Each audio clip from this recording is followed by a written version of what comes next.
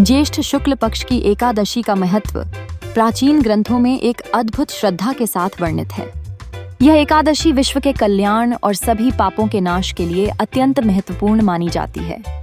युधिष्ठिर और उनके परिवार के सदस्य इस व्रत को श्रद्धापूर्वक करते हैं। ये व्रत केवल आस्था का प्रतीक नहीं, बल्कि जीवन की सच्ची शिक्षा है। जब भी कोई इस दिन व्रत का पालन करता है, उसकी आत्मा शुद्ध होती है। भोजन का त्याग करना और निर्जल उपवास रखना इस व्रत का मुख्य उद्देश्य है। वेदव्यास जी की बातों में गहराई से छिपा है कि जो व्यक्ति इस उपवास का पालन करता है, वह स्वर्ग के सुख का अनुभव करता है। एकादशी के दिन सुबह उठकर स्नान करना और ताजगी के साथ इस पर्व का प्रारंभ करना आवश्यक है।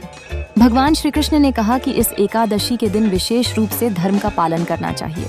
यह व्रत केवल दृढ़ इच्छा शक्ति ही नहीं, बल्कि सच्चे मन से भगवान के प्रति समर्पण का भी प्रतीक है।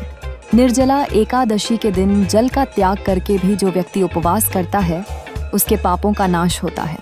यह उपवास करते हुए ध्यान और भक्ति में लीन होना आवश्यक है।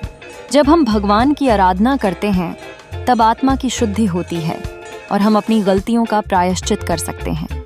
इस प्रकार एकादशी को एक अवसर के रूप में देखना चाहिए, जो हमें अपने अंदर की बुराइयों को दूर करने का सुयोग प्रदान करता है। अंत में यह समझना आवश्यक है कि एकादशी का व्रत केवल धार्मिक कर्तव्य नहीं, बल्कि आत्मा के उत्थान का साधन है।